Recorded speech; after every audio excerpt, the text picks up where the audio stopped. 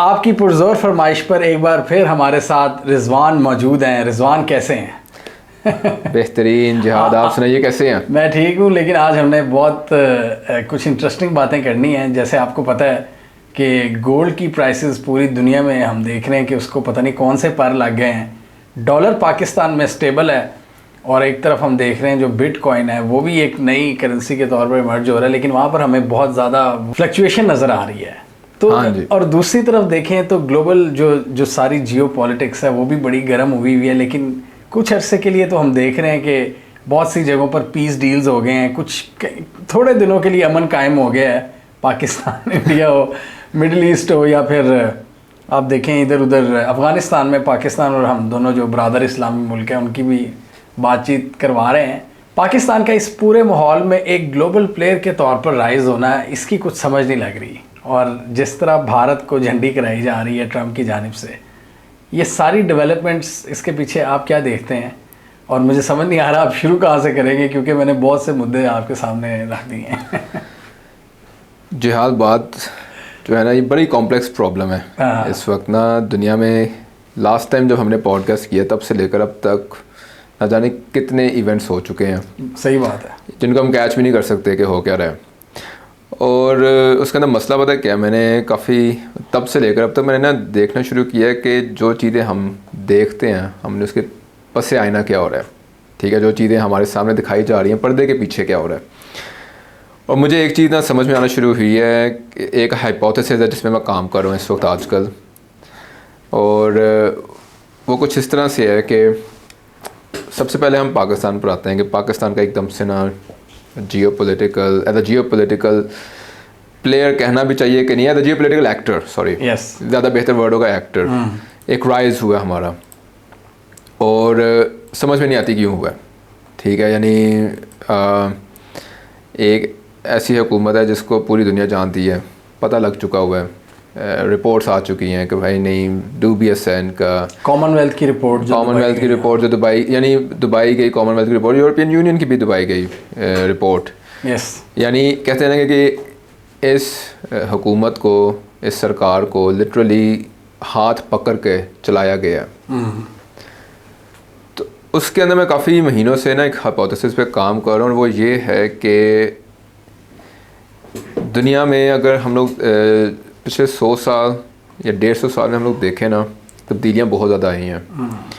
बहुत से ममालिक की अशराफिया, एलीट या एरिस्टोक्रेसी, वो या तो नीस नबूद हो गई है या रिप्लेस हो गई है। लेकिन एक ग्रोह है जिसकी अशराफिया या एरिस्टोक्रेसी ना 500 साल से तब्दील नहीं हुई, वो वहीं की वहीं बैठी है। अच्छा। और वो है आपकी, जैसे मैं कहता हूँ, English speaking group of people, अंग्रेज़ी बोलने वाले लोग, गोरी चमड़ी, अंग्रेज़ी चमड़ी, जो अंग्रेज़ी बोलते हैं, जो अंग्रेज़ी बोलने वाले हैं, उनकी एरिस्टोक्रेसी तब्दील नहीं हुई 500 साल में। और अगर आप उनकी तारीख़ देखें उस एरिस्टोक्रेसी की, उसने कैपिटलिज़म की बुनियाद रखी, कॉलोनियलिज़म की बुनियाद रखी, आप ये भी कह सकते हैं लिबरल डेमोक्रेसी की बुनियाद रखी, यहाँ तक ये भी कह सकते हैं कम्युनिज़म की बुनियाद भी उन्होंने रखी। क्योंकि कार्ल मार्क्स ने अपनी जो किताब थी दास कैपिटल, वो तो लंदन में बैठ के लिखी। तो ईस्ट इंडिया कंपनी, आप जब देखते हैं इस एरिस्टोक्रेसी की इब्तिदा देखते हैं during the Tudors dynasty in England, तो ईस्ट इंडिया कंपनी इन्हीं के शुरू के अदवार में कायम हुई। और उसी के बाद इसी एरिस्टोक्रेसी ने जाकर, चाहे वो USA हो जाए, चाहे वो कनाडा हो जाए, चाहे वो न्यूजीलैंड हो जाए, चाहे वो ऑस्ट्रेलिया हो जाए, चाहे इजराइल हो जाए, नहीं इसराइल नहीं, इसराइल इतना ज़्यादा नहीं है। ठीक है, उसका तो इन्होंने बनाया था ना। नहीं यार, वो इसराइल का थोड़ा थोड़ा डिफरेंट है, मुख्तलिफ है। इसराइल के अंदर इनका इतना हाथ नहीं है जितना मैं कहूँगा कि ऑस्ट्रियन ज्यूज़ का और जर्मन ज्यूज़ का हाथ है। अच्छा, वो एक सेपरेट है। ठीक, उसके अंदर इनका हाथ इतना ज़्यादा नहीं है। ठीक है, यहाँ तक हम ये कह सकते हैं कि इन्होंने तो शायद उसकी वो भी की थी, काइंड ऑफ रेजिस्ट भी करने की बहुत कोशिश की, लेकिन वो भी मैं आपको हम आगे चल कर ना बात करते हैं कि किस तरीके से नाकामयाब भी हो गई है। तो 5 ममालिक हैं और इन 5 ममालिक में इस एरिस्टोक्रेसी ने लिटरली इनकी फैमिली मेम्बर्स ने जाकर आबाद किए। यानी हम जो सोचते हैं ना कि जो इंग्लिस्तान से मुजरमों को या जो वर्कर्स हैं, लेबर तबके को ही उठा के माइग्रेट करवाया गया, नहीं, ये एरिस्टोक्रेसी भी हिजरत करती थी इन कॉलोनीज़ में और जाकर दे बिकेम बहुत बड़े बड़े लैंड ओनर्स बन गए इन ममालिक में जाकर। और इनके अंदर देखा जाए तो आपस में कभी इख्तलाफात भी हुए हैं, ठीक है। 1776 में आप देख लें अमेरिका अलहदा हो गया, लेकिन फिर मिलाप भी हो रहा था इनका। हदफ इनका एक ही है अगर देखा जाए, और वो है ग्लोबल डोमिनेंस। ये जो वेस्टर्न अलायंस, अमेरिका और यूके, इसको ट्रांस अटलांटिक अलायंस भी कहते हैं। ट्रांस अटलांटिक अलायंस कहते हैं। और कुछ एनालिस्ट ये भी बातें कर रहे हैं कि ये ट्रंप की जो पॉलिसीज़ आई हैं पिछले दिनों यूरोप के ख़िलाफ़, उसकी वजह से ट्रांस अटलांटिक अलायंस तो अब तितर बितर हो गया है। तितर बितर हो रही है। और इसके अंदर ये जो दरार है ना, ये काफ़ी देर से इंग्लिश यानी इसको हम लोग जो इसके लिए बड़ा टेक्निकल टर्म जो इस्तेमाल किया था वो कहते हैं एंग्लोस्फेयर। एंग्लोस्फेयर में ना अब दरारें आना शुरू हो चुकी हुई हैं और रफली 1985 से हम लोग कह सकते हैं कि शुरू हो गया था इनके अंदर ना दरार। यानी आप अगर देखें इंडस्ट्रियल रेवोल्यूशन में ये एकदम से इकट्ठे हुए हैं, ठीक है। जब 1840s के अंदर इंग्लैंड के अंदर रेल फैक्ट्रियाँ लगनी शुरू हुई, इसी को इन्होंने एक्सपोर्ट किया यूएसए के अंदर, वहाँ पर रेल वगैरह लगनी शुरू हुई। इकनॉमिकली अगर हम देखें तो पहले बरतानिया का पाउंड चलता था पूरी दुनिया में, फिर डॉलर आ गया। तो अगर आप इसको एज अ एंग्लोस्फेयर को देखें तो पिछले लगभग 250 साल से इसने ना पूरी दुनिया पे अपना एक हुकूमत कायम करके रखी हुई है इनडायरेक्टली। प्रॉपर आज है इनका अपना, यानी हमें ये लगता है कि शायद ख़त्म हो गया हुआ है, ख़त्म नहीं हुआ, वो आज भी बरकरार है। और इसके अंदर जो चीज़ जो है बहुत इम्पॉर्टेंट है तारीख़ी लिहाज से, वो ये है कि अगर हमने ये अंदाज़ा लगाना हो कि किस कौम की असर रसूख पूरी दुनिया में चलता है, तो 3 चीज़ें हमने देखनी होती हैं। पहली क्या है कि भाई करेंसी, कम्युनिकेशन और कैलेंडर, ये 3 जिस कौम के पूरी दुनिया में राइज होंगे उसकी राज है, उसी का राज। तो आज अब अभी तक वही ब्रिटिश सिस्टम ही चल रहा है। ब्रिटिश सिस्टम चल रहा है। आपकी करेंसी चल रही है डॉलर, वो यानी डॉलर, आपको मैं मतलब बात सुनाता हूँ। डॉलर जो है वो इस समय एक स्पेनिश टर्म है, ठीक है। Dollar is a Spanish term, लेकिन वो इस्तेमाल करें अमरीकियों ने पाउंड नहीं किया इस्तेमाल, सिर्फ इसलिए कि भी हमने अपने आबाई मुल्क से जब 1776 में इन्होंने आज़ादी हासिल की, just to be different, separate identity इन्होंने डॉलर का इस्तेमाल किया। कम्युनिकेशन है, इंग्लिश आप जानते हैं इंटरनेशनल लैंग्वेज है दुनिया की, हर कोई हमारे पाकिस्तान में बाबुओं को अंग्रेज़ी बोलने का बहुत शौक़ है, इंडिया में बहुत शौक़ है। वैसे मैं कह रहा हूँ कि पाकिस्तान में शौक़ है, इंडियंस हमारा मजाक उड़ाते हैं। हाँ जी। तो इंडिया में बहुत शौक़ है। और फिर कैलेंडर आप देख लें, कैलेंडर के अंदर सैटरडे संडे की छुट्टियाँ किसने इंतखाब किया? हमने तो नहीं किया हुआ, ये गोरा नहीं किया हुआ, ठीक है। आपके हफ्ते के अंदर 7 दिन है, 4 दिन जो है ट्यूसडे, वेडनेसडे, थर्सडे, फ्राइडे, ये कहाँ से आया नाम इनके? ये उनके अंग्रेज़ों के जब पुराने खुदाओं के नाम है के नाम पे दिन है ये। हाँ जी। तो ये चीज़ बड़ी ज़रूरी है समझना, सब जो भी हमें सुन रहे हैं कि राज किस कौम का है। अब प्रॉब्लम क्या हुआ है कि इसके अंदर दरारें तो शुरू हुई 1985 में शुरू हुई थी। शुरू कैसे हुई थी कि अल-जमामा डील का आपको पता है, सऊदी अरब के साथ ना एक बहुत बड़ी डील हुई अंग्रेज़ों की, यूके वालों की, वेपन्स की डील हुई, और कोई लगभग 42 अरब पाउंड की वो डील थी जो 20 साल में बनाए गए। लेकिन अब वो जिस तरीके से डील यूके वालों ने जीती, उसके अंदर थोड़े सारे ना आप कह सकते हैं डूबियस हरकतें हुई, ठीक है।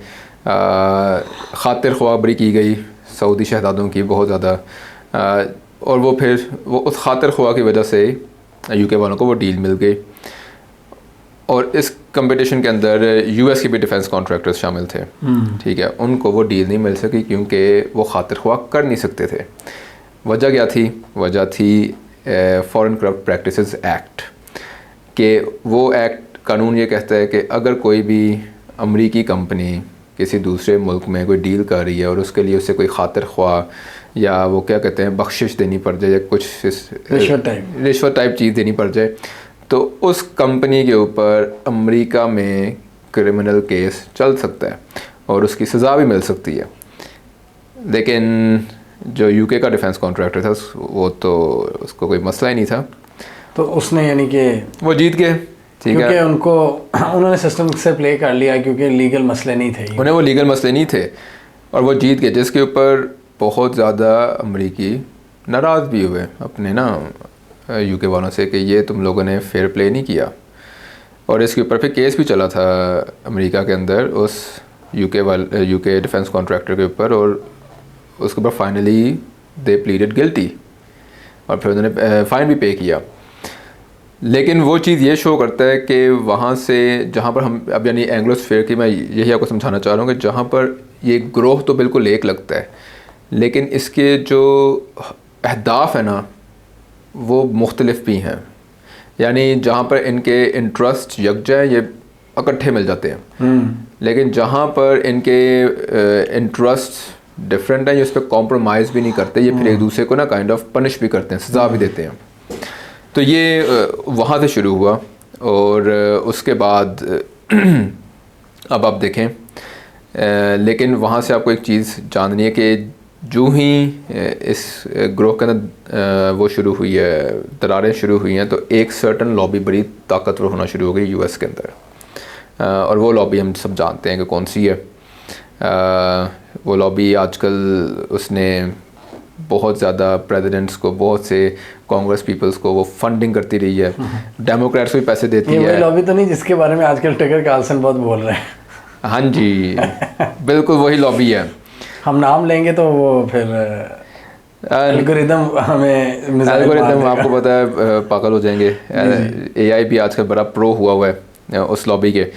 तो यहाँ पर चीज़ समझने की ज़रूरत है कि कौन प्रो हुआ है? एल्गोरिदम। अच्छा, एक्स का भी एल्गोरिदम बड़ा प्रो हुआ पड़ा है आजकल। तो ये बहुत इम्पोर्टेंट चीज़ है कि दरार पड़ी है तो उसमें फ़ायदा किसने उठाया। और उसके बाद आप देखते हैं कि एक एक्सपोनेंशियल राइज ऑफ इन्फ्लुएंस है उस लॉबी का, एक्सपोनेंशियल। और आज हम इस पॉइंट पे पहुंच गए हैं कि जहां पर उस लॉबी ने अमेरिका को बिल्कुल लेकर साइड पर हो गया और बाकी जो 4 मुल्क हैं, कनाडा, यूके, न्यूजीलैंड और ऑस्ट्रेलिया, वो साइड पर हो गए हैं। जहां पर जिन 4 मुल्कों ने लिटरली फ़लस्तीन को स्टेटहुड का दे भी दिया, यूएस साइड पर हो गया। यूएस साइड पर ये बहुत बड़ी डेवलपमेंट है कि ये बहुत बड़ी डेवलपमेंट है। यूएस से हट के इन्होंने कोई फैसला किया, वो भी हाँ जी, इजराइल से रिलेटेड। यही बात कि यानी आपने कितने दहाइयाँ, 8 दहाइयाँ इंतज़ार करके एक कौम को रियासत का हक दिया जो आपको तब देना चाहिए था, लेकिन अब दिया। लेकिन यहाँ से पता क्या चल रहा है कि वो दरार अब फाइनली एक्सपोज हो गई है। ठीक है, दूसरा क्या हुआ इंडिया पे। आप और मैं ये आपने शुरू में सवाल पूछा कि इंडिया को बड़ा ट्रंप ने लताड़ा है, लेकिन आपने देखा है कियर स्टारमर ने क्या किया है? 100 बंदे हाथ मिला लिए 100 बंदे लेकर गया, CEOs, यूनिवर्सिटी के वाइस चांसलर्स, बैंकर्स लेकर पहुंचा वो इंडिया, और जाकर इंडिया में ट्रेड डील्स कर रहे हैं वो इस वक्त। क्यों?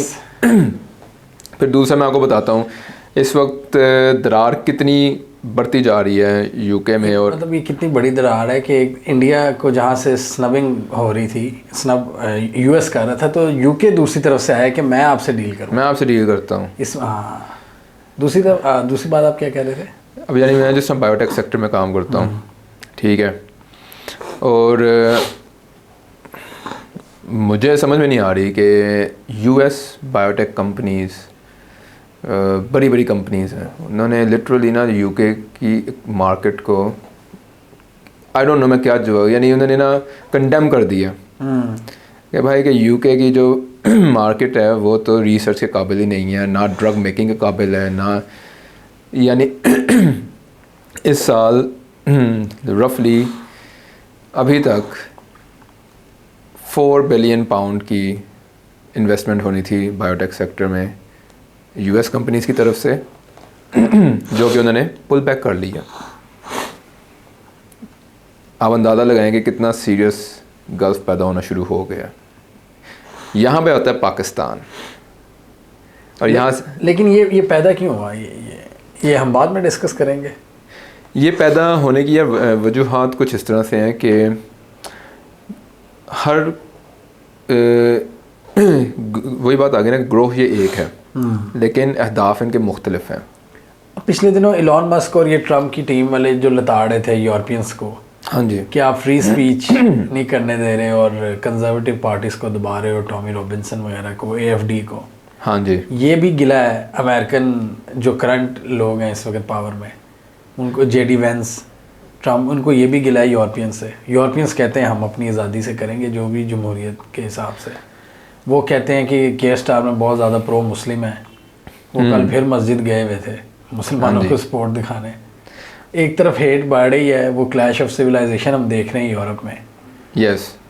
और इलॉन मस्क और JD वेंस के टाइप के जो ट्रम्प के सपोर्टर ही कह लो, अभी तो एक वो जो फड्डा है उनके बीच में, उसके अलावा अगर हम देखें तो आइडियोलॉजी तो तकरीबन सेम है। वो यही कहते हैं कि जी आप क्यों अपने मुल्क में इन आवाज़ों को दबा रहे हो जो कि राइट विंग की आवाज़ है। असल में ना ये भी वजह है दरार की। ये तो दरार की वजह डेफिनेटली है, लेकिन मसल में ना यूरोप को ना ज़रा हम साइड पे करते हैं एंग्लोस्फेयर से। ठीक है, Europe and Anglosphere is not the same thing. और ब्रेक्जिट की एक one of the biggest reason भी यही थी कि इंग्लिश स्पीकिंग वर्ल्ड अपने आप को कह रही थी कि हमने अब डिटैच करना अपने को यूरोप से। जो कॉन्टिनेंटल यूरोप है ना, वो वर्ल्ड वॉर 2 के बाद से ना काइंड ऑफ इस एंग्लोस्फेयर के ना शैडो में ज़िंदगी गुजार रहा था। बिल्कुल ठीक है, यानी आप अगर अंदाज़ा लगाएं, मैं रिसर्च कर रहा था, मैं बड़ा हैरान हुआ कि अमेरिका की बहुत सी बेसेस हैं जर्मनी में, इटली में, स्पेन में, पोलैंड के अंदर कह रहे हैं जी कि 2000 रोमेनिया में पोलैंड के अंदर कह रहे हैं 2030 तक लाख बंदा उतारना है। किस लिए उतारना है? रशिया के साथ वो पता नहीं शायद कोई क्या कौन सी जंग होनी है जिसके लिए ऑलरेडी बंदे उतारे जा रहे हैं। तो यूरोप को ना एक ना एहसास हुआ था 2016 में कि अमेरिकन टेक जायंट्स ने लिटरली मोनोपोलाइज कर लिया है इंटरनेट को। और यूरोप के पास कोई एक तो टेक जायंट्स और टेलीकम्युनिकेशन भी, यानी यूरोप की आप मुझे कोई बता दें, यानी ये HP है, कंप्यूटर है, यूरोप की किसी कंपनी का नाम बताएं मुझे। नहीं है यूरोप। उन्होंने इंटरनेट पे कदगने लगानी शुरू कर दी डिजिटल मीडिया पे। कंप्यूटिंग के अंदर वो कभी आए ही नहीं। ठीक है ना, कंप्यूटर्स बना सके ना, वो स्मार्टफोन्स बना सके, सिर्फ गाड़ियाँ बनाई उन्होंने। वो सिर्फ गाड़ियाँ ही बनाते रह गए। और यूरोप को 2015 में, बल्कि उससे पहले का ही एहसास होगा, लेकिन फाइनली उन्होंने कह दिया कि भाई हम तो अमेरिकी टेक जायंट्स के, यानी पहले साए में रह रहे थे अमेरिका के, अब तो हम उस साए का हिस्सा बन गए हैं। बिल्कुल, जब डेटा वगैरह उनको मिले, डेटा वगैरह सारा उनको मिलना शुरू हो गया है, और जिसकी वजह से यूरोप ने अपने आप को ना डिस्टेंस करने की कोशिश की है एंग्लोस्फेयर से, स्पेशली अमेरिका से। लेकिन एंग्लोस्फेयर ने क्या किया, इंग्लिश स्पीकिंग ग्रुप ने क्या किया, वो कहते हैं जी हम तो वेस्टर्न सिविलाइजेशन है, हम तो मगरबी तहजीब हैं। यानी अमेरिका के अंदर बैठे लोग अंग्रेज़ी के अंदर मगरबी तहजीब की बात कर रहे हैं। देखो, तो वो मगरबी तहजीब नहीं है भाई, उसके अंदर जर्मनी भी है, उसके अंदर स्पेन भी है। असल मगरबी तहजीब यूरोप है। हाँ जी, और यूरोप के अंदर से फेक मुल्क है जो कि अंग्रेज़ी बोलता, बाकी अंग्रेज़ी नहीं बोलते। यस, लेकिन उन्होंने अपना को मगरबी तहजीब करना, वो उसके ठेकेदार बने हुए, वो ठेकेदार बन गए ना, ताकत ज़्यादा आ गई उनके पास, फाइनेंशियल सिस्टम उनका है, इंटरनेट उनका है, मिसाइल उनके हैं असल बात। ठीक है, सिक्का भी उन्हीं का चलता है, कागज़ भी उन्हीं का चल रहा है, डॉलर चल रहा है, आप देख लें। तो इतनी पावर आ चुकी हुई है, और उसके अंदर एक लॉबी ने जो सबसे ताकतवर जो साथी है ना उस ग्रुप का, उसको अलग कर दिया, और यहाँ पर पाकिस्तान को मौका मिल गया। अब यहाँ पर देखें जी, आ रहे थे पाकिस्तान। अब पाकिस्तान के अंदर अगर देखा जाए तो एक बात तो पिछले 3 साल से ना वाज़ेह हो गई है कि एंग्लोस्फेयर को इमरान खान से कोई ख़ास मसला था। अच्छा, मसला दरअसल क्या था कि इमरान खान की हुकूमत ने आकर ना, वो एक कहते हैं ना, there is a glitch in the matrix, he was becoming a glitch in that matrix. इस एंग्लोस्फेयर ने, इंग्लिस्तान ने, ख़ास तौर पर ब्रिटिश एम्पायर ने 57 ममालिक बने, 57 ममालिक, और ऐसे नहीं बने जिस तरह हमें पढ़ाया गया, ठीक है। उसके अंदर भी इस एंग्लोस्फेयर का आपस में एक डिसएग्रीमेंट थी। अमेरिका ने जंग अज़ीम दोम के अंदर एक कंडीशन लगाई हुई थी जिसे हम लोग कहते हैं 8 अगस्त से 12 अगस्त 1941 में एक चार्टर साइन हुआ था, द अटलांटिक चार्टर, बरतानिया के दरमियान और अमेरिका के दरमियान, कि जंग अज़ीम दोम ख़त्म होने के बाद बरतानिया और फ्रांस अपनी तमाम कॉलोनीज़ को आज़ाद कर देंगे, ठीक है जी। तो हम जो एक हमें पढ़ाया जाता है कि पाकिस्तान या इंडिया बहुत ही एक सियासी और कानूनी जद्दोजहद के तहत बना था, उसके अंदर एक चीज़ और ऐड कर लें कि अटलांटिक चार्टर भी डाला गया था। यानी अटलांटिक चार्टर हमारी तारीख़ में से ना, इंडिया की तारीख़ में से भी, हमारी तारीख़ में से भी मिसिंग है, क्योंकि छोड़ना उनकी मजबूरी बन गया था अटलांटिक चार्टर के तहत। हाँ जी, छोड़ना क्यों? क्योंकि अब एंग्लोस्फेयर का एक ग्रुप मेंबर कह रहा है कि भाई अब तुम्हारा ना वक्त ना आ गया, अब मेरे को आगे आने दो, अब मैं हूँगा सुपर पावर, अब मैं हूँगा सुपर पावर, तूने बहुत कर लिया, 150 साल बहुत होता है, टेक अ रेस्ट, अब हम संभालेंगे दुनिया को। तो आप देख लें वो, तो उसके अंदर फिर ऑफ कोर्स यूके ने एग्री करना पड़ा। वो तो उस वक्त इंग्लैंड की जान हालत में फंसी हुई थी, जर्मन्स ने बहुत ज़्यादा बमबारी करना शुरू कर दी थी लंदन में, और जीतने के, और वहाँ पर एक बात ये भी है कि एक तो बहुत इम्पोर्टेंट बात है जो बताते नहीं हैं, देयर वर सम थोड़े से अमरीकी बहुत ही अमीर सनतकार जो कि जर्मनी को सपोर्ट कर भी रहे थे। उसमें से एक तो बहुत मशहूर है, कार मैन्युफैक्चरर है, बड़ा मशहूर कार मैन्युफैक्चरर है, उसके वो टैंक्स के इंजन बनाते थे, जर्मन टैंक्स के इंजन जर्मनी के अंदर, और एक एयर रेड के अंदर उनकी फैक्ट्री तबाह होगी जर्मनी के अंदर। तो उस कार मैन्युफैक्चरर ने यूएस गवर्नमेंट को सू कर दिया अमेरिका के अंदर, और पता नहीं कितने करोड़ डॉलर की उनको मिली थी सेटलमेंट यूएस गवर्नमेंट से। तो बेसिकली ये आपने ना सोचना है कि ये एक बड़ी लूज़ कन्फेडरेशन है एंग्लोस्फेयर के अंदर। अब पाकिस्तान को इसके अंदर फ़ायदा क्या हुआ कि पहले तो जनाब अली, आपको याद है, एब्सोल्युटली नॉट जाकर फिर किस तरह लगा ख़ान साहब को भी और पाकिस्तान को भी। और फर्स्ट देखा जाए जब ये 2022 के अंदर हुकूमत गिराई गई तो बहुत ज़्यादा लीवे देना शुरू कर दिया गया इन्हें, ठीक है। असल में पहले चैलेंज ये था कि क्या ये सिस्टम को चला भी पाएंगे ख़ान के बगैर कि नहीं। वो चीज़ इन्होंने साबित कर दी टिल पहलगाम, और पहलगाम के बाद इन्होंने साबित कर दिया कि जनाब अली, हम ना सिर्फ मुल्क चला सकते हैं, हम बल्कि दिफा भी कर सकते हैं, we can stand our ground. और जिसके बाद फिर आपको पता है कि डोनाल्ड ट्रंप ने जाकर पाकिस्तान की बड़ी तारीफ़ें की, ठीक है। उसके अंदर डोनाल्ड ट्रंप का जो असल मसला था वो ये नहीं था कि लॉबिंग तो पहले से हो रही थी to get Donald Trump on board, वो कामयाब हो गई, लॉबिंग एफर्ट्स भी कामयाब हो गए, और लेकिन इंडिया के साथ अमेरिका की काफ़ी ज़्यादा टसल चल रही थी। क्या थी? टैरिफ्स के ऊपर, ठीक है। इंडिया अपने टैरिफ्स नीचे नहीं कर रहा था अमेरिकी गुड्स के ऊपर, बिल्कुल, ठीक है। ट्रंप चाह रहा था कि मैं इंडिया के साथ एकदम से ना अपना जो ट्रेड डेफिसिट है, जो कि US to India bilateral trade deficit है, उसको मैं थोड़ा सा यानी काफ़ी हद तक कम करूँ, मोदी वो काम कर नहीं सकता है। ठीक है, ट्रेड उससे उनके किसानों की किसानों का नुकसान, किसानों का नुकसान हो जाएगा। कुछ काम है इंडिया नहीं कर सकता, नहीं कर सकता। और ट्रम्प ने उसको ले लिया ना, वो there was something I think personal ले गया उसे, ईगो पर्सनल ले गया। दूसरी तरफ हमने उधर जो खुशामद तेज कर दी, खुशामद तेज कर दी, ज़्यादा कर दी।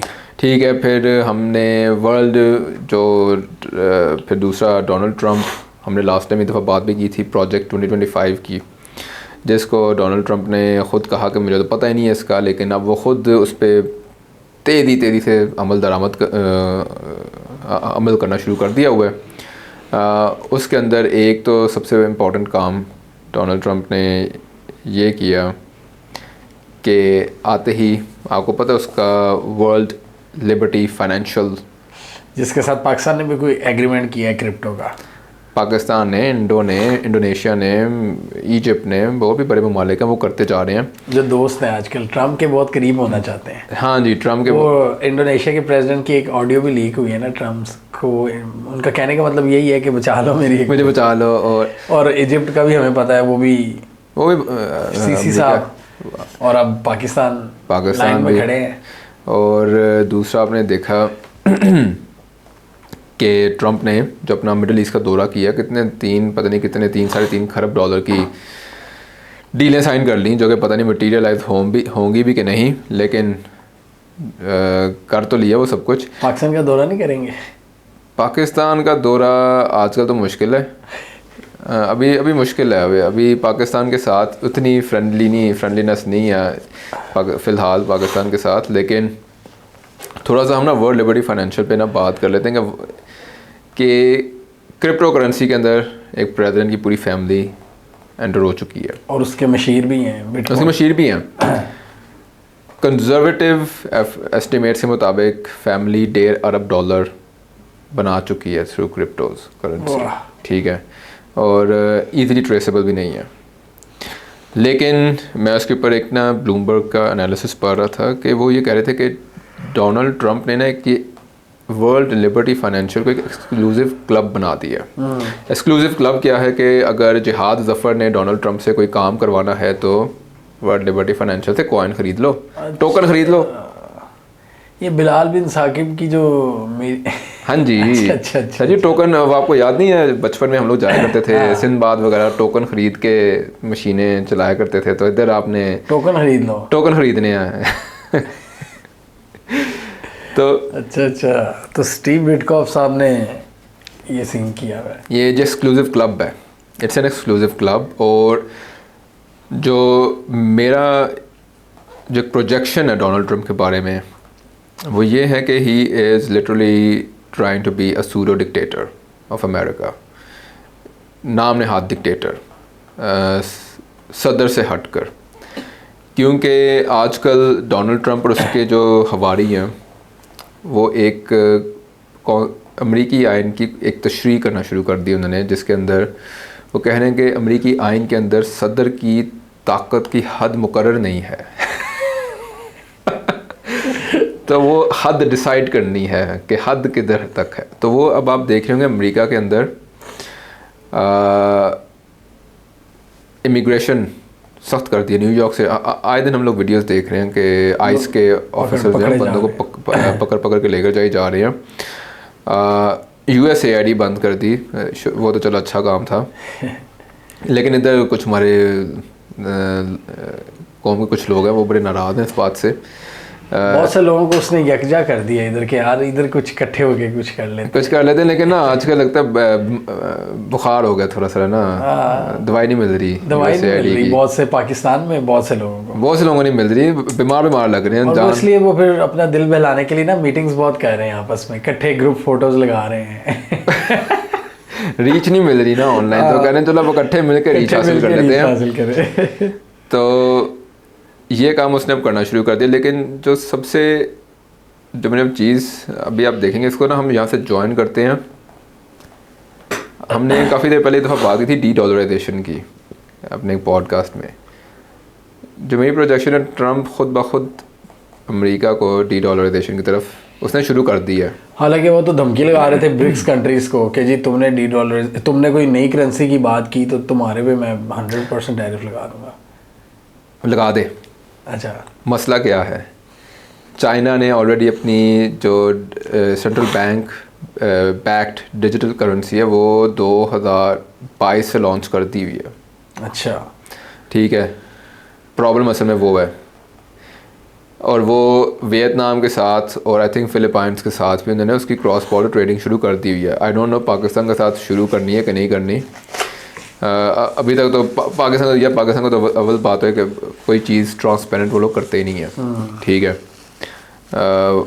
तो लेकिन एशिया पैसिफिक में उन्होंने शुरू कर दिया हुआ है इसकी क्रॉस बॉर्डर ट्रांजैक्शन शुरू कर दी हैं अपने डिजिटल युआन के थ्रू। ठीक है, और बाकी आपको पता है कि क्रिप्टो करेंसी वैसे ही उन्होंने इलीगल कर दी हुई है चीन के अंदर। आप उससे ट्रांजैक्शंस नहीं कर सकते, आप ओन कर सकते हैं, ट्रांजैक्शन नहीं कर सकते आप क्रिप्टो करेंसी से, किसी भी दूसरी बिटकॉइन से, इथेरियम वगैरह सब कर नहीं सकते। और अमेरिका के अंदर डोनाल्ड ट्रंप को भी आइडिया आया है। अब ये चीज़ ना आपने समझनी है। उस बंदे ने सदर होकर एक अपना सिक्का जारी किया है, बिटकॉइन का नहीं, अपना सिक्का जारी किया हुआ है। ठीक है, ट्रम्प अपनी अपनी क्रिप्टो करेंसी लॉन्च की हुई है, और उसी करेंसी ने डायरेक्टली मुकाबला करना है बिटकॉइन वगैरह का, इथेरियम का, सोलाना का, सबका उससे मुकाबला करना है। लेकिन अब ट्रम्प क्या करेगा, उसकी कोशिश होगी कि मेरा सिक्का ज़्यादा से ज़्यादा चले। ठीक है, वो उसे ज़्यादा चलाना कैसे है, अब वो एक काम क्या कर रहा है, वो फुल कोशिश कर रहा है कि फेडरल रिज़र्व सिस्टम को वो अपने काबू में कर ले। इस वक्त हमें नज़र नहीं आ रहा, लेकिन अमेरिका के अंदर लिटरली एक सदर की और फेडरल रिज़र्व सिस्टम की जंग चल रही है। अच्छा, हाँ जी सर, जंग चल रही है। फायर कर दिया है बोर्ड मेंबर को, फेडरल रिज़र्व सिस्टम के बोर्ड मेंबर को फायर कर दिया। ट्रम्प उसका कंट्रोल चाहता है। ट्रम्प उसका कंट्रोल चाहता है। या आप बिल्कुल वही बात समझ लें कि पाकिस्तान का जो सबसे ताकतवर बंदा वो कहे जी कि मैं स्टेट बैंक ऑफ पाकिस्तान पर अपना बंदा बैठा के पैसे छापी जाऊँ, ये होना शुरू हो गया। अक्सर में हुआ भी हुआ है, महल मियाँ साहब के दौर में हुआ भी हुआ है, होता रहता है पता नहीं लगता हमें, पता नहीं लगता। लेकिन अमेरिका के अंदर ये हो रहा है।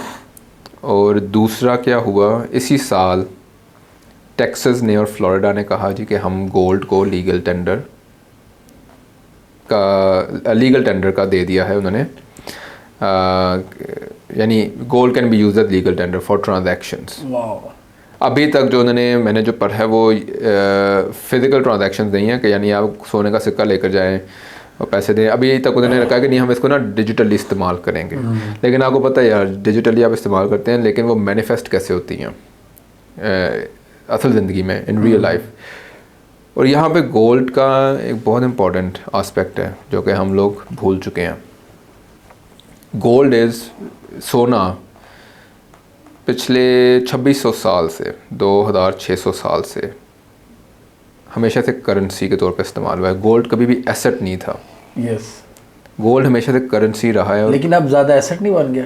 नहीं, एसेट बनाया गया है, ज़बरदस्ती बनाया गया है। लेकिन मैं वही इकोनॉमिस्ट की बात सुनता हूँ कि ना, आपकी ना जो बिहेवियर है ना, वो हमारी तारीख़ डिसाइड करती है। अब तारीख़ में आपने एक धात को एज अ करेंसी इस्तेमाल किया हुआ है, वो अब हमारी आदत का हिस्सा बन चुका है, मेमोरी में है। ठीक है, मेमोरी में। आप चाहे जितना मर्जी अगले बंदे को कहें नहीं ये एसेट है, ये करेंसी नहीं है जी, लेकिन gold is the default currency. Why is gold the default currency? Why was gold का यानी मुझसे what is gold, why gold, why not some other metal? Yes, why not copper, why not chandi, why gold only?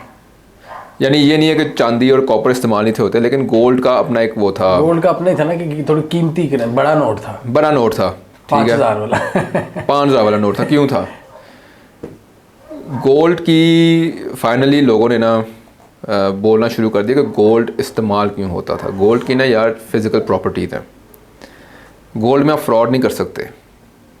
वो याद है अर्शी, हमें बचपन में पढ़ाया करते थे कि ना एक यूनानी इन्वेंटर था, मुझे था आर्किमिडीज़। हाँ उसके पास ना बादशाह ने कहा कि ना ये पता करो ये मेरा जो सोने का जो ताज है ये क्या वाकई में खालिस सोना है कि नहीं है। हाँ तो उसने फिर पानी में डाला और पता लगाया कि ये जी खालिस सोना है कि नहीं है। ये है प्रॉपर्टी गोल्ड की। गोल्ड के अंदर आप अगर इम्प्योरिटी थोड़ी सी भी इम्प्योरिटी डालेंगे ना, उसकी चमक में ना एकदम से तब्दीली आ जाती है, उसकी जो शाइन है ना वो तब्दील होना शुरू हो जाती है। यानी मैं अगर यहाँ पर बैठा हूँ ना तो मैं 24 कैरेट गोल्ड में और 22 कैरेट गोल्ड में शायद फ़र्क ना बता सकूँ, लेकिन शायद हमारे वालिदैन बता दें। वो बता भी देते हैं कि ये 22 कैरेट है, ये 24 कैरेट है। लेकिन जो ही वो 21 कैरेट पर जाएगा मुझे पता लग जाएगा ये भाई इसमें ना इम्प्योरिटी है। तो गोल्ड के अंदर जो इन्होंने अंदाज़ा लगाया कि अगर फ़र्ज़ करें हम लोग आज से 400 साल पहले कोई आपस में सौदा कर रहे हो और आप मुझे सोने की अशरफियाँ दें और मैं उसी वक्त देख सकूँगी तो तुमने मुझे अशरफियों में सोना कम लग रहा है, तो वो सौदा होगा कि नहीं होगा? नहीं होगा मुकम्मल। नहीं, ये अशरफियाँ ख़राब हैं, अशरफियों में मिलावट है। हाँ। इस मिलावट से बचने के लिए सोना इस्तेमाल होता था। सोने का असल मसला क्या था कि इसको पेपर करेंसी से तब्दील किया गया। तो सोने का ना एक बड़ा सीरियस मसला था। सीरियस मसला ये था कि कॉन्ट्रफेट बनाना। यानी फ़र्ज़ करें अब जिहाद ज़फ़र आज से बहुत सदियों पहले कहीं किसी इलाके में जाता है, यानी उसके इलाके में आपके घर के नीचे से सोना निकला था, बहुत ढेर सारा सोना निकला था, ठीक है। अब आपके लिए बड़ा आसान है, अब बेसिकली सोने के ऊपर आपने क्या करना है, मोहर लगानी है, ठीक है। अब उस मोहर का मकसद बेसिकली क्या होता था कि उस मोहर का मकसद ये था, एक तो ये अवाम को बताना कि बादशाहत किसकी है, दौर किसका चल रहा है। दूसरा ये होता था कि जिस जिस मंडी में या बाज़ार में वो सोने का सिक्का इस्तेमाल हो रहा होगा वहाँ पे हुकूमत किसकी है। यहाँ से लफ्ज़ आता है सिक्का शाही। सिक्का शाही, ठीक है। सिक्का राजुल वक्त, सिक्का राजुल वक्त किसकी हुकूमत है, किसकी हुकूमत है, ठीक है। दूसरा एक होता था कि भाई हमने माशरे में या बाज़ार में कितने सिक्के की सर्कुलेशन रखनी है। लेकिन जहाज़ ज़फ़र के घर के नीचे से सोना निकला था। जहाज़ ज़फ़र कहता है चलो जी मैं ख़रीदारी पे निकलता हूँ। आप जाकर बादशाह की मोहर, कोई मुश्किल काम नहीं था। सोने का सबसे जो चैलेंज था, क्योंकि वो नरम है, ठीक है, कम टेम्परेचर पे पिघल जाता है, रिकास्टिंग बहुत आसान है उसकी, और इस पर मोहर लगाना भी उतना ही आसान है। और ये हो भी चुका हुआ है। हारून रशीद के दौर में इंग्लिस्तान का एक बादशाह था औफा, उसका एक बड़ा मशहूर सिक्का है, औफाज़ दिनार कहते हैं उसे। तो उसने क्या किया हुआ था कि कहीं से उसको ना बहुत ढेर सारा सोना मिला, उसने उसकी रिकास्टिंग कर दी दिनार के अंदर। कहाँ पे? आई थिंक कैंट के अंदर, कैंट इंग्लैंड में 9वीं सदी के अंदर, 9th सेंचुरी में। और उसको शायद अरबी आती नहीं थी, तो वो सिक्का इतनी अच्छी कॉपी थी कि वो पीछे उसने कलमा भी स्टैम्प कर दिया हुआ था। अच्छा, ये पड़ा हुआ आज भी ब्रिटिश म्यूज़ियम में। तो वो यानी अब लेकिन वो सिक्का है तो काउंटरफेट है, लेकिन प्रॉब्लम क्या है, गोल्ड है। आपको नहीं पता नकली है क्या असली है, पता नहीं लग सकता। इससे प्रॉब्लम क्या होता है, अब आप जहाज़ ज़फ़र ने सिक्के बनाकर एकदम से बाज़ार में छोड़ दिया, उससे इन्फ्लेशन बढ़ जाएगी, ठीक है, क्योंकि कॉइनेज की सप्लाई ज़्यादा बढ़ गई है। और यही हमें तारीख़ में नज़र आता है कि जब भी, यानी हम देखते हैं या पुराने ज़माने में बगावतें बहुत ज़्यादा हुआ करती थी, यानी जंगें बहुत ज़्यादा हुआ करती थी। वजह ही उसकी यही थी कि उस दौर में फ़ाइनेंसिंग थोड़ी सी आसान थी, क्योंकि सोना इज़ बहुत डिसेंट्रलाइज्ड है। यानी अगर कोई मुझसे कहेगा ना कि what is the most decentralized current medium of exchange in the world, वो है गोल्ड है। वो पेपर करेंसी नहीं है, वो क्रिप्टो करेंसी नहीं है, वो सिर्फ गोल्ड है। गोल्ड के अंदर कोई बंदा कंट्रोल नहीं कर सकता, क्योंकि वो फिज़िकली एग्जिस्ट करता है, ठीक है। तो असल मसला गोल्ड को रिप्लेस करने का with paper currency was counterfeit, कि इसकी सप्लाई जिस तरह आप आर्टिफिशियली कोई भी ज़्यादा कर सकता है, उसको रोका जाए। क्योंकि जब इन्फ्लेशन बढ़ जाती है ना, तो जिसका सिक्का चल रहा होता है ना, उसके लिए मसले खड़े हो जाते हैं, उसकी तिजोरी पे मईशत भारी पड़नी शुरू हो जाती है। तो जिसकी वजह से सोने को रिप्लेस किया गया पेपर से। ठीक है जी। अब आपको याद है कि वर्ल्ड वॉर 2 के दौरान ही ब्रेटन वुड एग्रीमेंट हुआ, डॉलर को पैक किया गया सोने के साथ। यूरोपियंस बहुत खुश नहीं थे, लेकिन अंकल सैम ने कहा कि ऐसी की तैसी, अब तो हमारा ही चलेगा डॉलर, और 1971 में वो ख़त्म हो गया।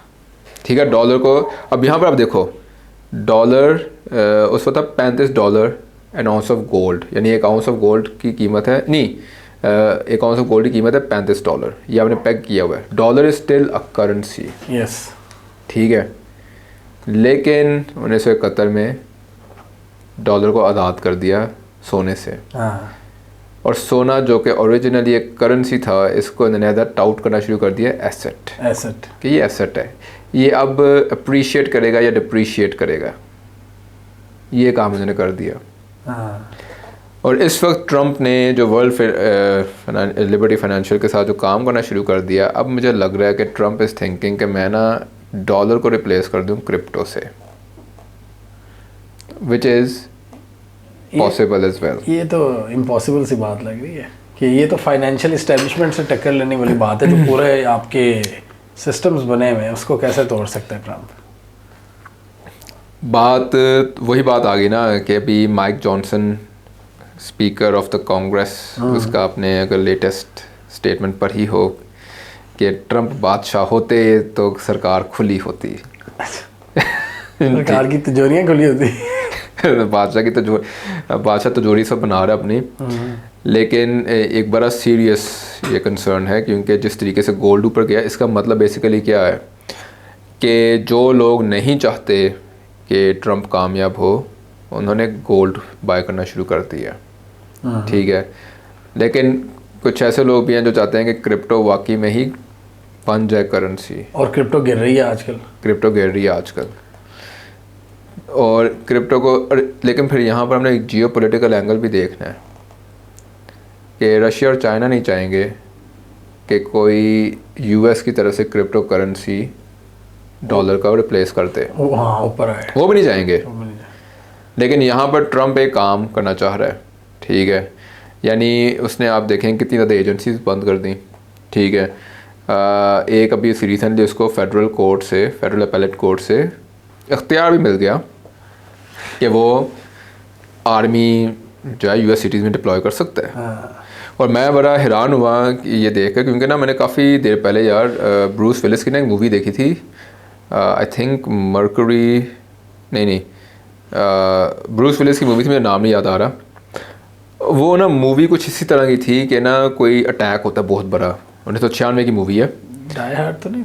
नहीं, डाई हार्ड नहीं। उसके अंदर ना ब्रूस विलिस एक ना बना हुआ मेजर जनरल यूएस आर्मी का, और न्यूयॉर्क के अंदर ना कोई होती है तकरीबकारी होती है, तो उसके लिए ना वो ना मूवी बहुत कमाल। आर्मेगेडन है, द फिफ्थ एलिमेंट है। नहीं, एक सेकंड मैं ना देख कर बताता हूँ। मैं एक सेकंड इसको देखते हैं। मैं देख कर बताता हूँ। ये पता होनी चाहिए यार। वो जो मूवी है ना, वो आजकल के दौर में ना बहुत, यानी हमें कहते हैं जी सिविल वॉर जो है ना, that is a more appropriate movie. लेकिन वो ब्रूस विलिस और डेंजल वॉशिंगटन की मूवी है,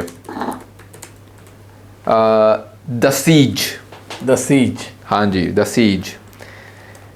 अब उस मूवी के अंदर होता क्या है कि न्यूयॉर्क के अंदर एक तकरीबकारी होती है, और अमेरिकन बड़े घबरा जाते हैं कि ये क्या हो गया, हमारी सरकार क्या कर रही है, वगैरह वगैरह वगैरह। और वो फाइनली कहते हैं जी कि हमने ना यूएस आर्मी को डिप्लॉय कर देना है। अच्छा, यूएस आर्मी को ना डिप्लॉय कर देते हैं न्यूयॉर्क सिटी के अंदर। और ना मैं एकदम से ना, अच्छा, और वो मूवी ना थोड़ी सारी यार वो भी है। अब वो जो तकरीबकारी जिन्होंने की होती है वो होते हैं मिडिल ईस्टर्न होते हैं। अच्छा, ठीक है, तो वो आर्मी क्या कर रही है, वो जितने मिडिल ईस्टर्न लोग मिल रहे हैं ना न्यूयॉर्क सिटी के अंदर, उनको पकड़ के ना जेलों में डाले जा रहे हैं। जैसे अभी हम लोग देख रहे हैं ना न्यूयॉर्क सिटी के अंदर का आइस आ रही है। माइग्रेंट्स वाला मसला। उसमें वो दिखा रहे हैं कि आर्मी जो है, यूएस मिलिट्री माइग्रेंट्स से पकड़ के ना, उन्होंने बड़े बड़े फेंसेस बनाकर ग्राउंड को ना फेंसेस में से घेर कर माइग्रेंट्स डाले जा रहे हैं, और उनके ऊपर कई बार टॉर्चर भी हो रहे हैं कि अच्छा ये पिछले ये शायद जराइम के अंदर मुलविस रहा है वगैरह वगैरह। और ब्रूस विलिस की एज ए मेजर जनरल उसने मार्शल लॉ लगाया हुआ है न्यूयॉर्क सिटी में, और वो बेसिकली ना वहाँ का एक टाइप का वो आप समझ लो डिक्टेटर है न्यूयॉर्क सिटी का। और डेंजल वॉशिंगटन जो है ना वो ही कानूनदान है, एक लॉयर है, वकील है, वो इसके ख़िलाफ़ है। वो आइन की बालादस्ती वगैरह वगैरह के अंदर ना लगा हुआ है ब्रूस विलिस के ख़िलाफ़। और इवेंचुअली वो दिखाते हैं कि जी डेंजल वॉशिंगटन जीत जाता है, ब्रूस विलिस को ना वो कहते हैं कि जी फाइनली उसका ना एंड में शायद कोर्ट मार्शल वगैरह हो जाता है कि जी वो आइन की फतह हो गई और जमहूरियत जीत गई वगैरह वगैरह। तो आजकल जो मैं अमेरिका में देख रहा हूँ ना, मुझे बड़ा वो ये मूवी याद आती है द सीज, के वाकई में जिस तरीके से पीट हेग्सेथ वगैरह जाकर मिलिट्री के सामने बातें कर रहे हैं, वो कह रहे हैं जी कि तुमने ऑर्डर को फॉलो करना है, तुमने ये नहीं सोचना कि क्यों बुलाया गया, तुम्हें ये ऑर्डर क्यों दिया गया है। यानी किसी टाइम भी बुलाया जा सकता है। फिर पिछले दिनों भी उन्होंने कोई हंगामी मीटिंग की थी, सारे जनरल्स को बुला लिया था, और वो जानबूझ के ये जानबूझ के ना करते भी हैं, मैसेजिंग दी थी कि ये प्रोटोकॉल होगा। और दूसरा पीट हेग्सेथ बता रहे उन्हें कि मैं बॉस हूँ, I am the boss, you have to come whenever I tell you to come. वो अभी ये काम भी करना शुरू हो गया। और जहाँ तक डोनाल्ड ट्रंप का लग रहा है, वो तो मुझे लग रहा है कि उसके जो इर्द गिर्द के लोग हैं, ख़ास तौर पे एक बंदा है रसल वॉट, जिसने प्रोजेक्ट 2025 का ब्लूप्रिंट लिखा हुआ है, जिसने बेसिकली प्रोजेक्ट 2025 को इन्वेंट किया हुआ है, वो तो लिटरली रेडी है ट्रंप को बादशाह बनाने के लिए। वो कहते हैं कि अगर हमने इस्टेब्लिशमेंट को डीप स्टेट, यानी वो डीप स्टेट को कहते हैं हमने इसको ख़त्म ही कर देना है, जो वाशिंगटन में डीप स्टेट है, जिसके अंदर आपकी फिर वो हर्ट होती है। एक एजेंसी है जो कि पाकिस्तान को बहुत अच्छे से चलाती है अमेरिका में, वो हर्ट होती है बहुत ज़्यादा, और जिसकी वजह से, और उस एजेंसी की वजह से पाकिस्तान को ये सारी ट्रम्प थोड़ा खुश भी कर रहा है। आपने देखा इजिप्ट के अंदर कैसे तारीफ़ी कलमात भी कम थे, वो तो ट्रम्प भी बेचारा परेशान हो गया कि मैं क्या इतना अच्छा हूँ। हाँ, ट्रम्प ने तो कहा कि ख़त्म करो, ये पीक था, तो सब काम हो गया, अब हम निकलें। लेकिन आपने ये चीज़ नोट किया कि ट्रम्प को ना उसने हम प्राइम मिनिस्टर ऑफ पाकिस्तान, अब कहना भी चाहिए नहीं, लेकिन को बड़ा एक टाइप का ना रिब्यूक भी किया, आपको पता है। आई डोंट नो लोगों ने इस चीज़ को नोट किया कि नहीं किया। ट्रम्प की हमने तारीख के बारे में जो पॉडकास्ट किया था, हमने बात की थी कि ट्रम्प का 80s और 90s में न्यूयॉर्क के सिंडिकेट, क्राइम सिंडिकेट से काफ़ी लिंक्स थे इसके। और अगर आप उस तारीख को जहन में रखें ना, गैंगस्टर्स के साथ तो अगर आप उस तारीख को जहन में रखें ना, तो उसने शहबाज शरीफ के साथ वही किया है कि उसने सेकंड रखा कि ये ना छोटा बंदा भेज दिया, मेरा फेवरेट फील्ड मार्शल नहीं आया, कि वो इधर नहीं है बट प्राइम मिनिस्टर आए हैं। यानी और ये ना एक चीज़ बहुत ज़्यादा अलार्मिंग है। एक ना बात इंग्लैंड में ना मुझे एक बंदे ने बात बताई थी कि when working at a place, कहीं पे भी आप काम कर रहे हो, किसी भी कंपनी में काम कर रहे हो, बॉस की तारीफ़ ना अच्छी नहीं होती, बॉस को ना बॉस से तारीफ़ नहीं मिलनी चाहिए। मैंने कहा क्यों? कहता है वो एक कर्ज़ दे रहा होता है बॉस तुम्हें। कहता है बॉस जब तारीफ़ करते हैं ना, इसका मतलब है कि कर्ज़ है जो कि मैंने आगे जाकर मुस्तकबिल में उतारना है, कुछ बड़ा है तुमसे लेना है। अच्छा, फिर हमने ये भी देखा जब ट्रम्प ने इससे पहले भी तारीफ़ें और पाकिस्तान का जिक्र किया था ना कि मिडल ईस्ट में पाकिस्तान इन्वॉल्व हो, हाँ जी, उसके बाद लोगों ने बहुत बैशिंग की कि जी हम इसराइल को तस्लीम करने जा रहे हैं, और जिन नॉर्मलाइजेशन लोगों ने ये समझा कि ट्रम्प ने उधर तो तारीफ़ कर दी, हाँ जी, पाकिस्तानी लीडरशिप की, लेकिन बैशिंग उनकी पाकिस्तान में हो रही है।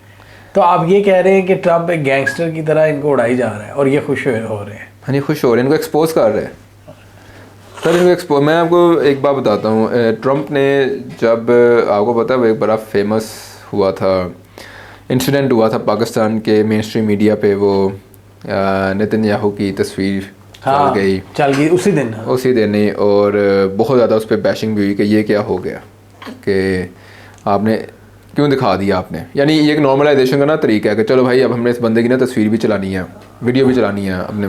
लेकिन उस स्पीच के अंदर ना ट्रंप ने काम किया, बड़ा ना ऑकवर्ड सा काम किया। यानी उसने शेल्डन एंड मिरियम एडल्सन, ठीक है, इनके बारे में हमने पहले बात नहीं की हुई। यानी अगर आप कहें ना कि the casino king and queen of the world, तो वो ये दोनों हैं, ठीक है। शेल्डन एडल्सन इज़ डेड लेकिन मिरियम एडल्सन इज़ स्टिल अलाइव। और उसने काफ़ी ज़्यादा ट्रंप को वो भी किया, सपोर्ट भी किया ड्यूरिंग हिज 2024 के कैंपेन में। और ट्रंप ने वहाँ पर खड़े होकर बोल दिया ये जी मिरियम एडल्सन 60 अरब डॉलर इसके बैंक अकाउंट में है, एंड उसको इसराइल से सबसे ज़्यादा मोहब्बत है और उसकी वजह से मैं ये काम कर रहा हूँ। अच्छा, ट्रंप ने उधर तो तारीफ़ कर दी, तारीफ़ करके नाम भी ले लिया और लोगों ने बैशिंग शुरू कर दी उसकी। लोगों ने उसकी बैशिंग, मैंने उसके बाद देखा कि जोन समझी सोशल मीडिया हो, वो ऐसी उसकी कर रहे थे, बैशिंग कर रहे थे मिरियम एडल्सन की। मतलब ट्रंप ऐसे ही तारीफ़ करते करते ही एक्सपोज कर जाता है। हाँ जी। और उस बंदे की छित्रौल हो जाती है वाम के सामने, लेकिन कुछ लोग समझते हैं कि ये हमारी तारीफ हो रही है। जी, ट्रंप साहब ने तारीफ कर दी, कामयाब डिप्लोमेसी हो गई। तो एक चीज़ जो हमें पता लगी है अर्पिता कि ट्रंप की तारीफ कभी महंगी पड़ती है, ख़तरनाक है। ट्रंप जिसकी तारीफ करे उसके लिए ख़तरनाक है। इस बंदे की तारीफ, इस बंदे को तारीफ करनी नहीं चाहिए। तो अगर तो कोई भी सोच रहा है कि ट्रंप की तारीफ से पाकिस्तान के हालात तब्दील हो जाएंगे, तो ऐसा तो कुछ नहीं होने वाला। वो बल्कि कर्ज चढ़ता जा रहा है ट्रंप की तरफ से कि अच्छा कुछ और डिमांड्स भी आ सकती, कुछ और डिमांड्स भी आ रही हैं। यानी यहाँ पता क्या, एक लेन देन के मामले के अंदर ये होता है कि पाकिस्तान ऑफ़र कुछ नहीं कर सकता और पाकिस्तान की ज़रूरत है ये एंग्लोस्फीयर, अमेरिका ज़रूरत है पाकिस्तान की, बरतानिया ज़रूरत है भाई। IMF पे मुल्क चल रहा है आपका, तो आपको भाई पाकिस्तानी सरकार को चाहिए अमेरिका का वोट। जब IMF के बेल आउट फंड्स आने होते हैं चाहिए होता है वोट, तो हम उसे डिनाई नहीं कर सकते। और ट्रंप के लिए क्या है, ट्रंप के लिए कि अच्छा ये इनकी ज़रूरत तो मैं हूँ, चलो मैं इनसे ना इनकी तारीफ़ करके ना इनसे ज़्यादा काम निकलवाऊँगा। मेरा सवाल ये पैदा होता है यहाँ पे कि पाकिस्तान की CIA और पेंटागन से एक रही है एक इंगेजमेंट, चाहे बाइडन हो या ट्रंप हो। यस, इस वक्त पाकिस्तान और अमेरिका के ताल्लुकात जो चल रहे हैं वो ट्रंप की वजह से बेहतर हो रहे हैं? ट्रंप का डायरेक्ट कनेक्शन है या इसमें CIA और पेंटागन का हाथ है? सर जी, इसके अंदर जिहाद सबसे जो पहले इम्पॉर्टेंट चीज़ है ना, जो हमने बात की एंग्लोस्फेयर फ्रैक्चरिंग, उस फ्रैक्चर की वजह से एक तो पाकिस्तान को ना इम्पोर्टेंस मिल गई है। ये बात ना बहुत इम्पॉर्टेंट है समझनी कि पाकिस्तान इम्पोर्टेंट इसलिए नहीं हुआ कि वहाँ पे कोई ज़रूरत थी, वहाँ पे एक फ्रैक्चर हुआ है। अब जब फ्रैक्चर्स पड़ रहे हैं तो दोनों साइड्स जो ट्रांस अटलांटिक अलायंस की दो पावर्स हैं वो अपने अपने पार्टनर्स देख रही हैं। जैसे ब्रिटिश इंडिया की तरफ गया है, हाँ जी, यानी बरतानिया ने भारत के साथ किया और अमेरिका थोड़ा पाकिस्तान की तरफ आया है। अमेरिका पाकिस्तान, तो ये अलायंसेस, इट्स अबाउट अलायंसेस, यानी वो ग्रुपिंग मिडिल पावर्स की सपोर्ट। हाँ जी, ग्रुपिंग हो रही है इस तरह की। और इसका दूसरा जो है कि इस वक्त पाकिस्तान की जो हम सोच रहे हैं ना कि शायद लैंगली और पेंटागन से ज़्यादा है, ट्रंप ऐसे नहीं देखेगा। ट्रंप कहेगा अच्छा ये इनका बंदा है ना, इस बंदे को मैंने अपना बना लेना है। तो ट्रंप की इस वक्त कोशिश जो उसने हरकत की है कायरो में जाके, वो उसने लैंगली को, डीप स्टेट को बेसिकली ये सिग्नल किया कि तुम्हारा बंदे को ना अब मैंने अपना बना लेना है। अच्छा, ठीक है। और पाकिस्तान के अंदर भी उसने एक सिग्नलिंग कर दी है कि ये बंदा जो है ना ये मेरा है, फील्ड मार्शल ना मेरा है। तो लेकिन फील्ड मार्शल के लिंक्स सेंटकॉम से भी हैं। फील्ड मार्शल के लिंक पेंटागन के अंदर सेंटकॉम के थ्रू हैं। वो उसी के थ्रू? हाँ जी, उसी के थ्रू हैं। वो तो है ही हैं उनके। वो तो अब यहाँ पर जो चैलेंज आपने देखना है ना जिहाद, कि ट्रंप ने जो तारीफ़ें कर दी, ग्लोबल स्टेज पे स्पीचें भी करवा दी, अपनी भी तारीफ़ करवा ली उसने। उसके लिए ट्रंप ने जो डिमांड्स हैं, एक तो हमें इतना पता है कि वर्ल्ड लिबर्टी फाइनेंशियल के अंदर हमारे बंदों ने भाई साहब जाकर ना टोकन ले लिए हैं, ठीक है, इंडोनेशिया ने भी टोकन लिए हैं, सीसी ने भी टोकन दिए हैं, टोकन दे रहे हैं लोग, ऐसी वैसी बात नहीं है। ये काफ़ी नहीं है ट्रंप के लिए। ट्रंप को और क्या चाहिए, वो यही उसे चाहिए कि भाई इधर इसराइल को जितने भी मुस्लिम ममालिक जो रह गए हैं वो कबूल करना शुरू कर दें, और ये डेफिनेटली होगी, और ये इसके अंदर कोई दो राय नहीं है। और तो यानी एक ऑब्जेक्टिव ये भी है, एक ऑब्जेक्टिव ये भी है कि जी इजराइल के साथ नॉर्मलाइजेशन करानी है। हाँ जी, और इसकी पाकिस्तान को कोई वो चीज़, इसकी आप कहते हैं कि ट्रंप ने तारीफ़ करके ना एडवांस कर्ज चढ़ा दिया हुआ पाकिस्तान के। ओए ओए ओए। और पाकिस्तान इस पर सीरियसली संजीदा तरीके से अगर बताऊँ तो पाकिस्तान की सरकार जो इस्लामाबाद में बैठी हुई है उसके पास कोई दूसरा रास्ता है ही नहीं है। चीन से उसको कोई मिलना नहीं है, चीन के साथ तो लिटरली ना ताल्लुकात बहुत ही अफसोसनाक हद तक। और कंपनियां भी छोड़ती जा रही हैं, ग्लोबल कंपनीज। सर जी, ग्लोबल कंपनीज़ क्यों पाकिस्तान में रहेंगी? आपने 3 साल में आपका परचेजिंग पावर लोगों की ऊपर जाने के बजाय नीचे गिर गई है, ठीक है जी। फिर आपकी ब्यूरोक्रेटिक रेड टेप ज़्यादा बढ़ गई है। मसला क्या होता है यार, वो बात ये होती है कि जब वसाइल कम हो जाए ना और लोगों की लालच बहुत ज़्यादा हो आपकी अशराफिया की, तो उसके अंदर ना फिर जिन लोगों ने, जिन कंपनीज़ ने एक प्रोसेस के तहत, एक राह के तहत काम करना होता है ना, वो फिर छोड़ के चली जाती हैं, ठीक है। अभी हमने शुरू में बात की थी FCPA की, तो उसको ज़रा ना पाकिस्तानी लेंस से ज़रा देखने की कोशिश करेंगे वो FCPA पाकिस्तान में कितना किस तरह के प्रॉब्लम्स खड़े कर सकता है इन अमेरिकन कंपनीज़ के लिए। जिस तरह अभी रिसेंटली एज़को नोबेल भी चली गई है पाकिस्तान छोड़ के। अब लोग ये नहीं समझते कि एज़को नोबेल पाकिस्तान छोड़ के जो एक बनी हुई है हवा सी के जी इकोनॉमिक कंडीशंस ख़राब हैं, ग्लोबल रीस्ट्रक्चरिंग कर रही हैं, नहीं, उसके अंदर एक आस्पेक्ट FCPA भी है, ठीक है, क्योंकि ये कंपनीज़ अमेरिका में भी काम करती हैं, ऑपरेट करती हैं अपने सब्सिडियरी के थ्रू। ये यहाँ पर किसी चीज़ में पकड़ी गई पाकिस्तान के अंदर, बड़ा काफ़ी मसला हो सकता है, कोई लेन देन करते हैं तो हाँ, मसला हुआ। यानी आप अगर देखें ये कहते हैं जी कि हमने FIFC के थ्रू काम करवाना है इनका, वो कहते हैं कि हम ब्यूरोक्रेटिक जो रेड टेप्स हैं उनको कर रहे हैं बाईपास। हाँ जी, आप पाकिस्तान के कानून को बाईपास कर रहे हैं। SIFC का ये तो प्रॉब्लम है कि वो एक लीगल बॉडी नहीं है, ठीक है।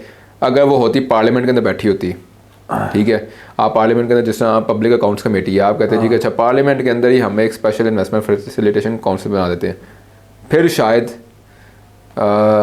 ज़्यादा उसका ज़्यादा लीगल कवरेज होनी, लीगल कवरेज ज़्यादा आपको मिल जाता है। लेकिन आपने किया नहीं है, आपने SIFC को बिल्कुल अलग रखा हुआ है। मतलब कंपनियां आने के बजाय छोड़ रही हैं, छोड़ के जा रही हैं। और ये एक बहुत बड़ा सीरियस चैलेंज हो गया क्योंकि पाकिस्तान की आपकी लेबर वर्कफोर्स बढ़ती जा रही है लेकिन जॉब क्रिएशन अभी कम होती जा रही है, ठीक है। आपको क्या मिला, आपको सऊदी अरब का ना पेट्रोल स्टेशन मिले हैं, उनके आपको वो चिकन मिल गया है। आरामको आई है बस, आरामको ने कौन सी वो कंपनीज गई हैं, शेल टोटल एक आ गई है, ठीक है। और वो भी रिटेल सेक्टर है भाई, वो रिफाइनरी वगैरह कोई नहीं आ रही, पता नहीं वो कब से सुन रहे हैं जी वो रिफाइनरी लगनी है, वो अभी तक लगी नहीं है, ठीक है। चिकन आ गया, और अभी लेटेस्ट आप सुन लें के इलेक्ट्रिक के ऊपर सऊदी कुकड़ आ गया, सऊदी कुकड़ आ गए, खाया आपने? पसंद उनको यहाँ गए तलोर का शिकार देख लें। लेकिन अभी आप लेटेस्ट सुने ना, अभी जो खबर चल रही है के इलेक्ट्रिक के ऊपर आपके हबीबीज़ जो हैं, सऊदी हबीबीज़ और कुवैतीज़ हबीबीज़ ने भाई साहब आपकी गवर्नमेंट को नोटिस भेज दिया $2 अरब का कि जी आपने जो इन्वेस्टमेंट हमें प्रॉमिस की थी वो हमें मिली नहीं। तो Pakistan is in a serious problem. मसला क्या है, अब हम लोग जब कहते हैं ना कि खान साहब कहते हैं जी कि तब्दीली, हकीकी तब्दीली क्या है यार? हकीकी तब्दीली जो है ना उसका डायरेक्ट रिलेशनशिप है सर्वाइवल से। और